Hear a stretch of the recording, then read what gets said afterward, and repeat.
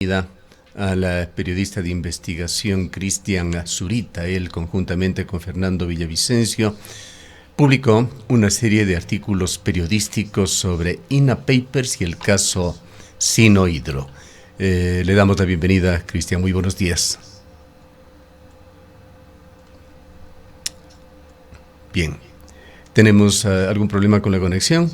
Cristian, a ver si estamos en contacto. Perfectamente, ahora sí le vemos, a ver si podemos escucharle. Sí, buenos días, Gustavo, es un gusto estar aquí presente, perdón, siempre hay problemas técnicos que se generan a último momento, te escucho fuerte y claro. Ya, lo importante es que estamos ya en contacto. Antes de entrar en materia con el caso Sinohydro, que tiene un posible punto de quiebre el día de hoy en la capital de la República, quisiéramos conocer sobre su situación, pues el 20 de noviembre se había hecho público que una jueza, Jiménez Rodríguez, había emitido una orden de captura contra usted debido a que no habría asistido a una audiencia. ¿Qué ha sucedido con este tema? ¿Cómo se encuentra usted con respecto a esa decisión judicial? Esa orden de detención fue emitida por esa jueza para que yo pues pueda presentarme en una audiencia de juzgamiento promovida por un operador de la empresa Telconet llamado Javier Albán Gallo, en un proceso judicial de contravención que se me abrió luego de una publicación que yo hice el año pasado, refiriéndome a las razones por las cuales Jan Topic no podía ser candidato a la República del país, del Ecuador, porque tenía demasiados intereses de por medio, ya que su empresa de tecnología directamente relacionado al manejo de Internet y otro tipo de fortalezas tecnológicas tienen contratos o cruzan prácticamente todo el Estado. Así que les decía que no eran juez y parte, sino dueños de todo y que bajo esas circunstancias no podían ser candidatos. Dentro de eso se inició una serie de procesos en mi contra, que fueron dos. Uno de esos justamente iniciados por esta jueza, y pues ese caso ya prescribió hace aproximadamente 10 días. Simplemente lo que he solicitado es a la jueza el archivo de la causa y pues dentro de otro proceso que tengo que comparecer dentro de poco, uno de los actores, que es el gerente de Telconet, ha señalado pues, o ha pospuesto la fecha para el proceso, de tal manera que en estas circunstancias no tengo ningún inconveniente y ningún problema. Se trató básicamente de una acción promovida por una jueza que al ver que la causa podía prescribir, pues simplemente trató de dar velocidad y acelerar el caso que simplemente había estado dormido por mucho tiempo. Bien, vayamos al desarrollo que tendrá el juicio Sinohydro el día de hoy, quizá rememorando los artículos periodísticos que Fernando Villavicencio y usted publicaron en su momento sobre este caso. Todo nace por un proceso de información clara que presentó Contraloría General del Estado con respecto a la condición de los generadores de Sinohydro, que mostraban problemas, mostraban fisuras debido, entonces no se conocía, a la baja calidad de la tubería que debe resistir altas presiones para transportar el agua que lleva a los generadores, que tienen un sistema terminal en forma de caracol donde se genera la energía eléctrica. De allí pues se fue conociendo poco a poco una serie de hechos que marcan el caso, que pues hoy debe ir a proceso. Veamos si es que efectivamente logra instalarse la audiencia. Y este proceso de investigación que inicia con los informes de Contraloría, se investiga a profundidad qué pasó con los materiales entregados para la obra, pues tiene su colofón cuando se descubre que el expresidente Lenín Moreno había recibido recursos económicos o había recibido transferencias económicas de una empresa con recursos que provenían, ¿sí?, en su momento de Sinohydro. Este proceso fue una transferencia de recursos económicos que se dio desde Beijing hacia Panamá, ¿sí?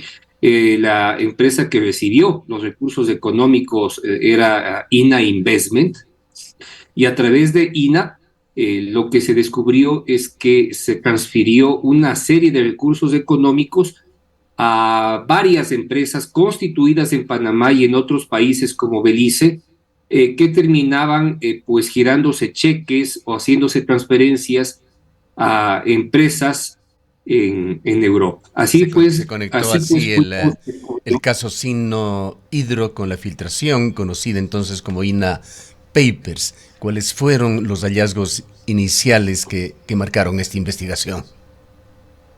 En primera instancia, lo que se descubrió es aproximadamente transferencias entre estas empresas por aproximadamente $500,000. Era el monto que nosotros logramos descubrir, pero de por medio pasaba toda la línea de transferencia de los recursos económicos que terminaban favoreciendo a dos familias, la del presidente de la República, Lenín Moreno, y pues a quienes manejaban los recursos económicos, que era la familia directamente relacionada al empresario Conto Patiño, que fue el representante de Sino Hidro y con quien se había llegado a un acuerdo para pues la transferencia de al menos el 1% del contrato por regalías o por acuerdos al haber logrado firmar, ¿sí?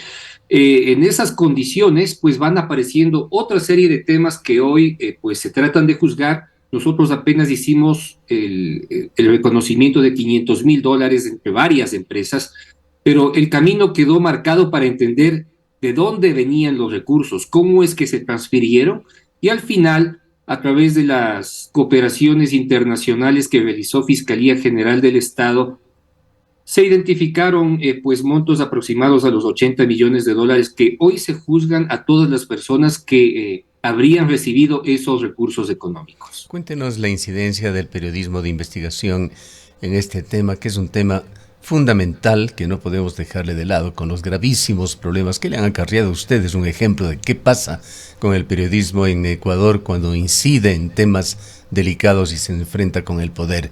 ¿Qué elementos periodísticos considera usted permitieron identificar esta red de intermediarios y empresas offshore vinculadas a Lenín Moreno y su círculo íntimo? Bueno, en primera instancia, la posibilidad de que sea la propia institucionalidad la que marque el camino del proceso de investigación, porque todo nace con un informe emitido por Contraloría General del Estado.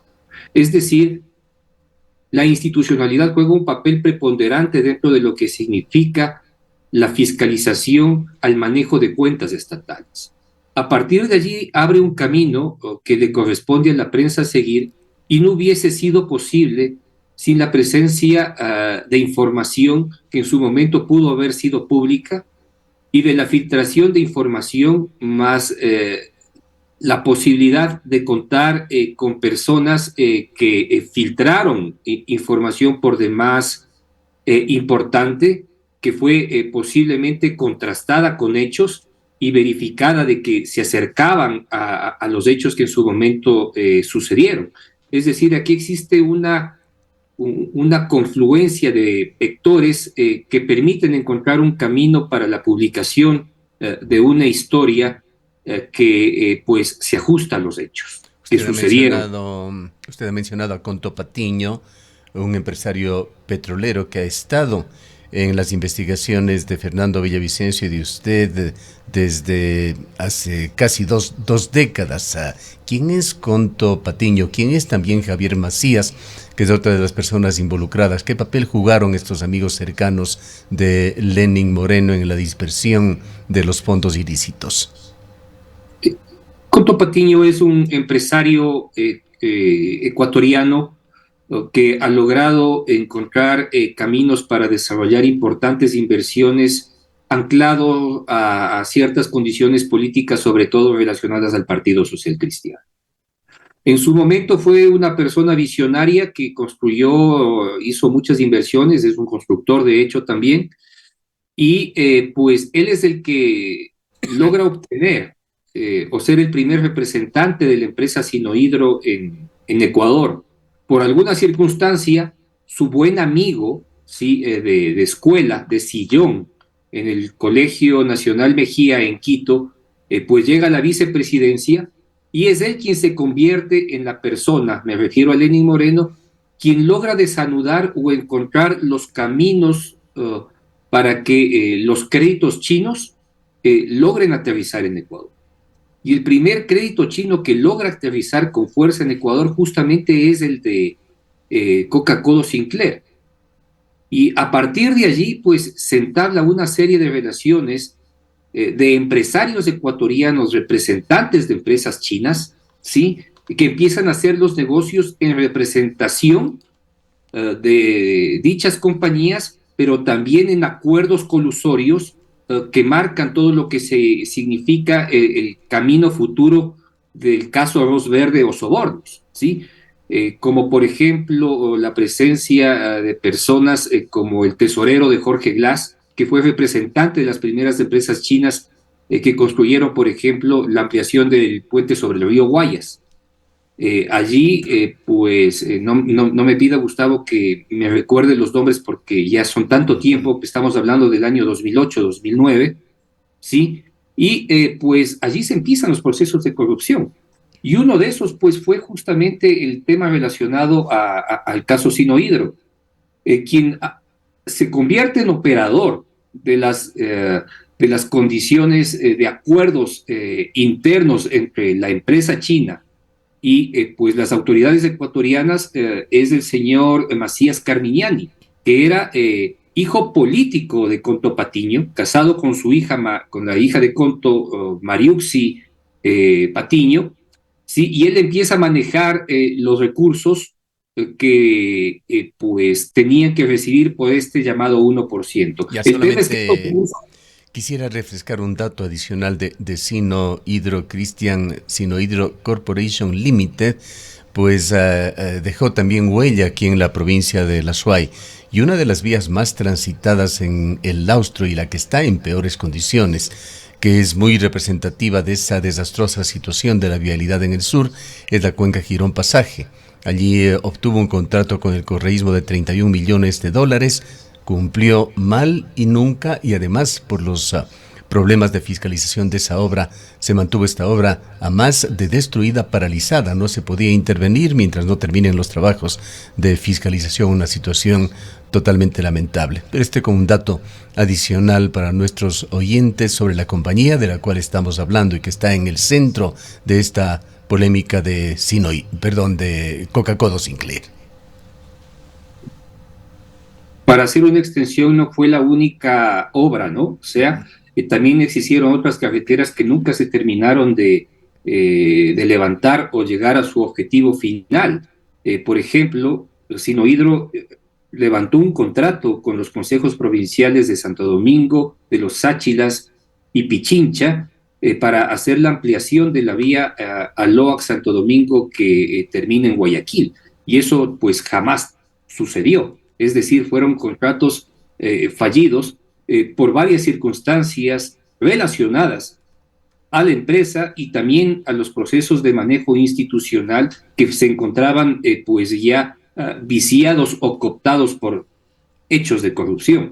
En el caso principal, que es Coca-Cola Sinclair, para el flujo de recursos destinados a la corrupción, se crearon aproximadamente 8 empresas. Y esto no es parte de la investigación o de lo que se va a juzgar el día de hoy con respecto a los 70 millones de dólares. 70, 80 millones de dólares, no le podría dar la cifra exacta, Gustavo, pero eso es apenas un monto del proceso o de lo que significó la corrupción en Coca-Cola Sinclair, ¿sí? Nosotros cuando descubrimos los hechos siempre hablamos de un promedio de 400 millones de dólares, en lo que significó una primera instancia el tránsito de estos recursos económicos como pagos por haber obtenido el contrato. Es decir, lo que se juzga ahora es esta primera fase de cómo se entregaron recursos económicos, porque existe la ruta del dinero en lo que simplemente fue la firma del contrato. De por medio están otros 330 millones de dólares que no se han investigado cómo es que se evaporaron o cómo es que efectivamente se consumieron en la corrupción o en lo que significa los procesos fracasados técnicos dentro de la obra, ¿sí? Por ejemplo, Gustavo, debo contarle que hay un monto aproximadamente de unos 18 millones de dólares dentro de la obra que no han sido claramente explotados a través de información pública de obras que ya no sirven. Por ejemplo, se construyó un teleférico que está totalmente destruido en 18 millones de dólares. Existe además un centro de capacitación y un centro deportivo en esa zona que pues costó aproximadamente 3 millones de dólares y nadie habla de eso, ni quién efectivamente se beneficia de esa infraestructura. Entonces, pensar que se construye una obra por 18 millones de dólares, un teleférico, ¿sí? Que simplemente a estas alturas del partido no sirve, ¿sí? Hasta los chinos se preguntaban por qué construimos esto, no deberíamos hacerlo, y las autoridades ecuatorianas, promovieron una obra de este tipo. Fue realmente un paso desastroso por la contratación pública ecuatoriana. Sinohidro, otra carretera destruida aquí en el Austro que nunca se llegó a concluir, la vía Zig-Zig, Matanga, Chihuinda, Hualaquiza, que conecta al oriente ecuatoriano.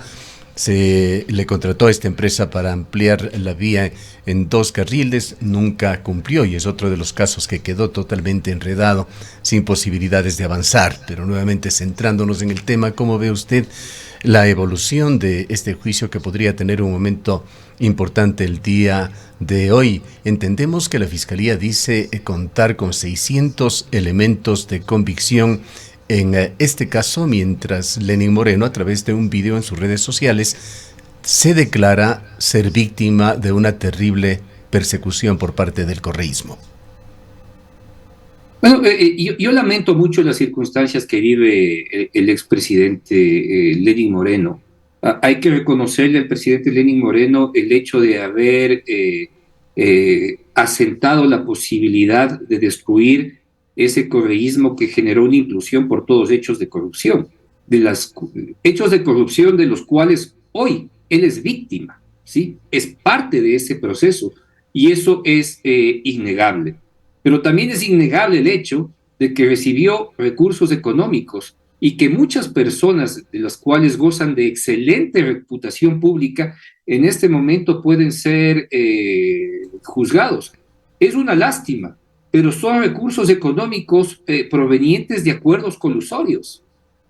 Y independientemente de que puedan haber actuado dentro del marco legal, yo creo que es por demás prudente preguntarse si es que estas personas que en cierto momento sirvieron como nexos legales para hacer y proceder en acuerdos,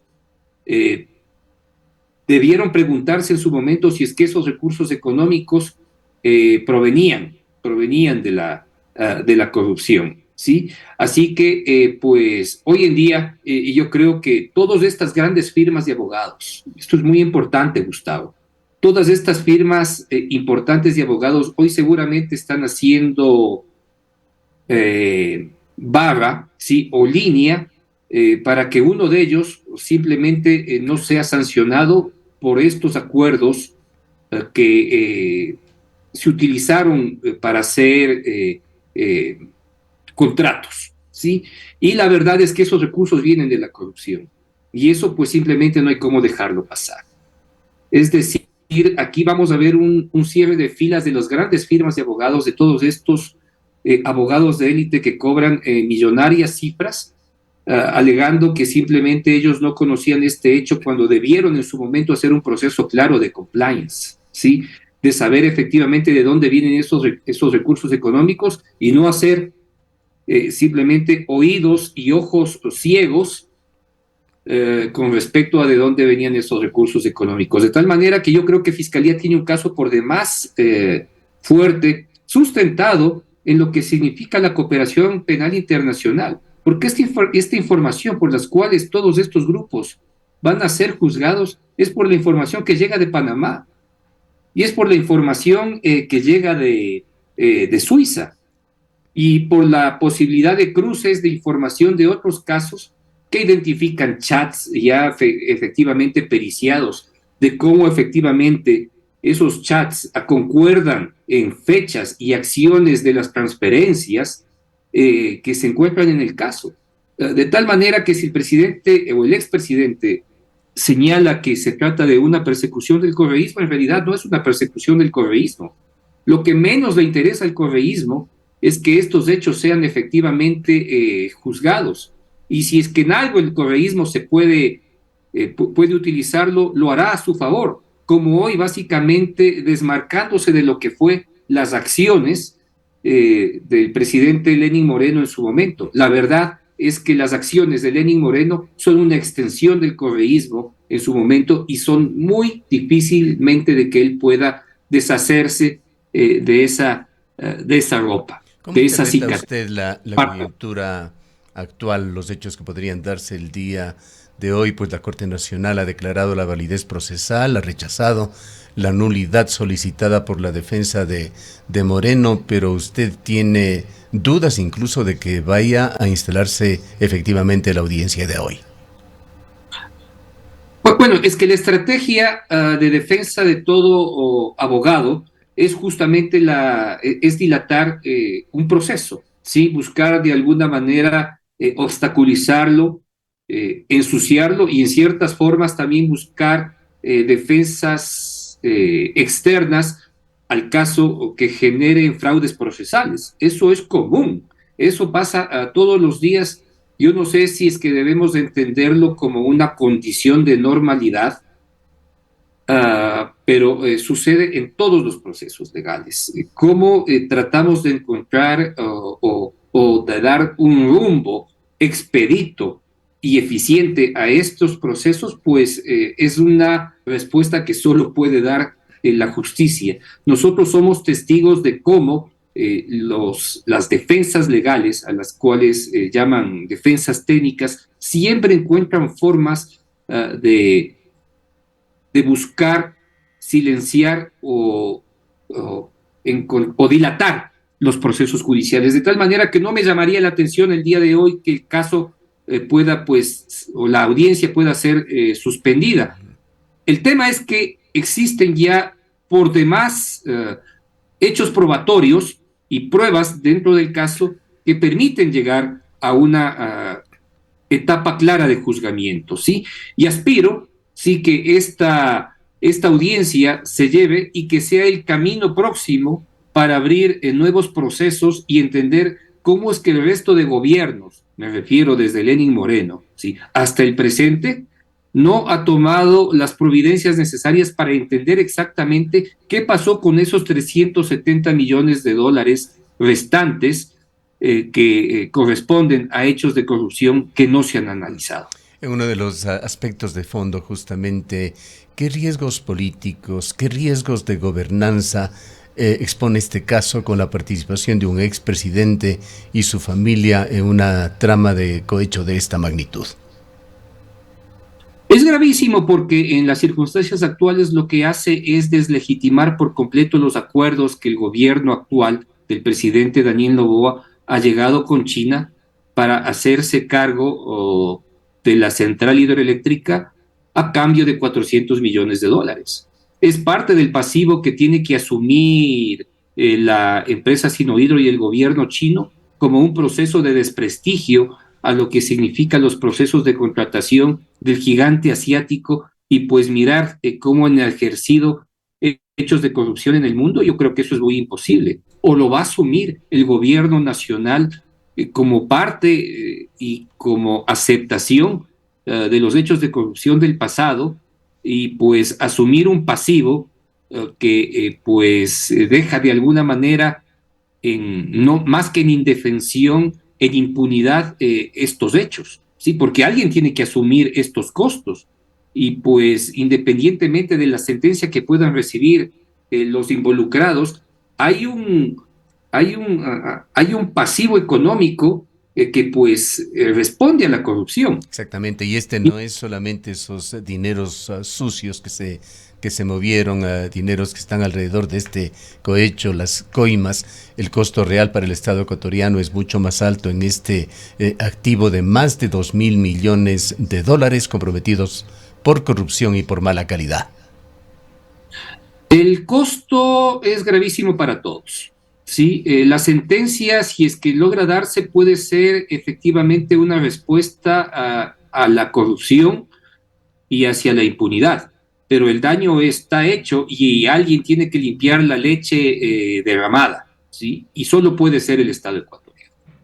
A mi forma de entender y ver las cosas de manera pragmática, le corresponde al Ecuador asumir pues este hueco financiero para que en su momento pueda llegar a un acuerdo con China y pues entregarle el funcionamiento, el manejo de Coca-Cola Sinclair a cambio de estos 400 millones de dólares. De lo contrario es que no entendemos cómo todavía pues no se logra concretar el acuerdo que el presidente de la República o la presidencia de la República anunció con China para que sea la propia empresa la que se haga cargo del funcionamiento de la central. Eso hasta ahora no se ha dado, y si no se da es porque se entiende con claridad, Gustavo, que existe pues un hueco financiero que nadie lo quiere asumir. No lo quiere asumir el gobierno porque sabe que significa pues el cometimiento de un delito. Entonces, ¿quién está tratando este momento de limpiar las finanzas o el hueco que dejó Coca-Cola Sinclair, y que el mejor ejemplo son estos 70, 80 millones de dólares que hoy se juzgan por hechos de corrupción solo en la primera parte? Porque bueno, digamos 70 millones, 80 millones como que ya lo podemos resolver, pero estamos hablando de un monto que como piso podría ser 400 millones de dólares. No sabemos si es más, ¿sí? Que sería mucho peor a las circunstancias que tenemos que enfrentar. Así que, pues, más allá del hecho de juzgar y condenar a la corrupción, está un tema que difícilmente nos podemos salvar. ¿Qué va a pasar con el acuerdo de Coca-Cola Sinclair el día de hoy?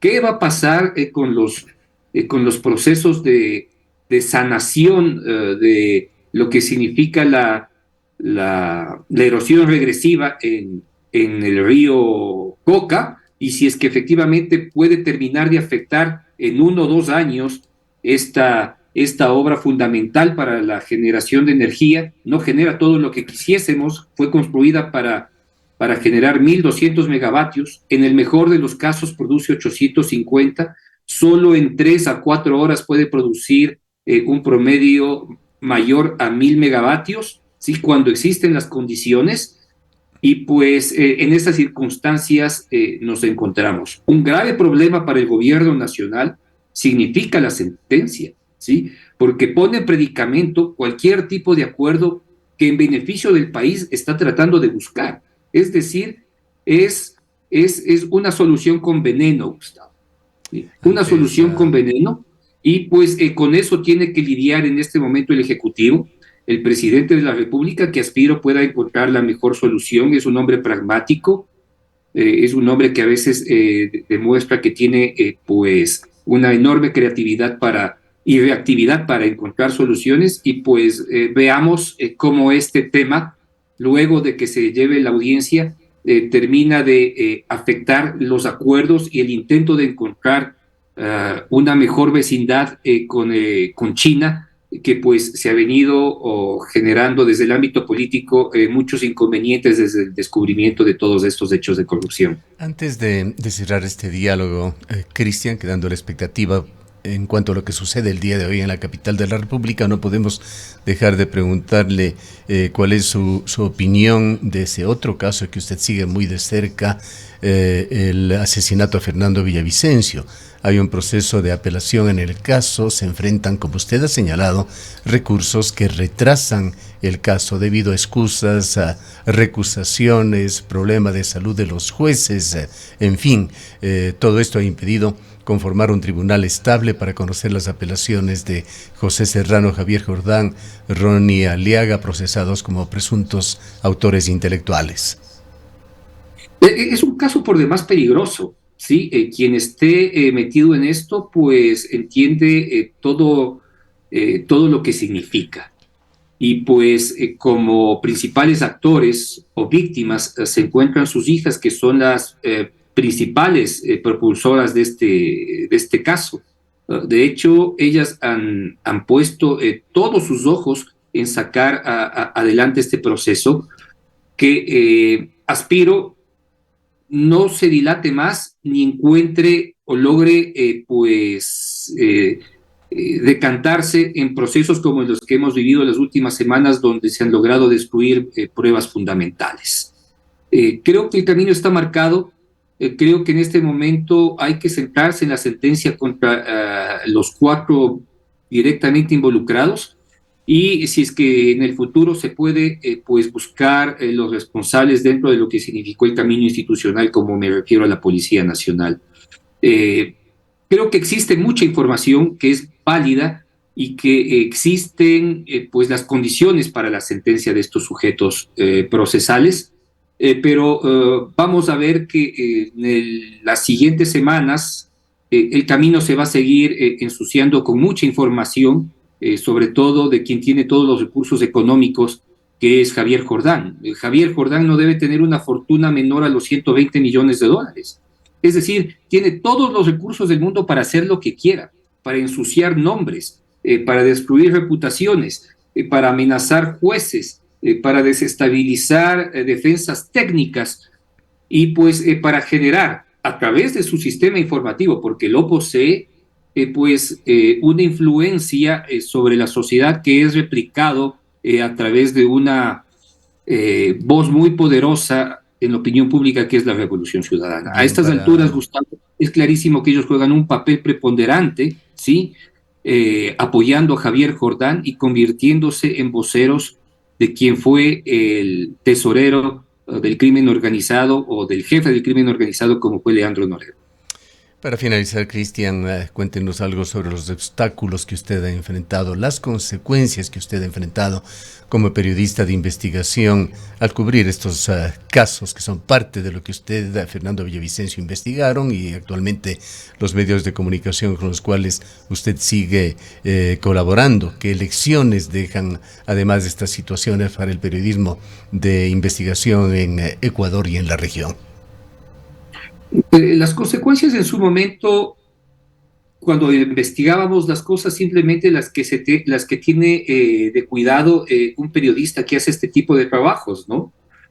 Hubo momentos en los cuales efectivamente teníamos temor, sobre todo cuando cubríamos o encontrábamos los caminos para tratar de silvanar lo que significó el crimen del general Gabela, por ejemplo. Allí Fernando y yo sí tuvimos miedo, porque nos enfrentábamos a quienes directamente estarían involucrados en el caso, que en su momento fueron los jefes o los líderes de la Fuerza Aérea Ecuatoriana. Pero no llegó más allá, ¿sí? Las reales consecuencias de lo que hemos hecho o lo que hicimos por aproximadamente 10 años se viven ahora, ¿sí? Y el costo ha sido altísimo. El asesinato de Fernando, la posibilidad de que el mundo político entienda que no quería un presidente como él, y que si es que existía un sucesor, era imposible dejarlo llegar a la presidencia de la República. Está expresado claramente en el informe de la OEA sobre las elecciones del 2023, en las cuales se refleja con claridad el perjuicio que yo recibí en esas elecciones, ¿sí? De tal manera que si existe un mundo político, este se puso en consenso y de acuerdo para evitar, si en primera instancia llegue Fernando y en segunda instancia llegue yo. Y pues luego se han acoplado todos estos grupos para destruir mi reputación, porque si algo yo tengo, básicamente es mi nombre. No tengo otra cosa que mi nombre. No tengo riquezas, vivo en un barrio de clase media en Quito, me transporto por medios públicos, y pues esa es mi vida. Y lo que tratan ahora es de destruir a toda costa mi nombre, y hemos visto cómo todos los grupos se han enfilado para hacer esto. Desde el ex alcalde destituido de Quito, Yunda, pasando por el ex presidente de la República, fugado 21 años, Abdalá Bucarán, con Rafael Correa sentenciado de por medio replicando los tweets y las palabras y la narrativa de Javier Jordán, y pues todos aquellos que viven dentro de este sistema que aún cooptan recursos del Estado, como radios pertenecientes al Consejo Provincial de Pichincha y otros más en los cuales pues todos los días se encargan de ensuciar mi nombre y tratan de dañar en su momento o hasta el presente la reputación de quien ya no está aquí con nosotros, que es Fernando Villavicencio. De tal manera que pues es a lo que enfrentamos, cada vez se vuelve mucho más difícil.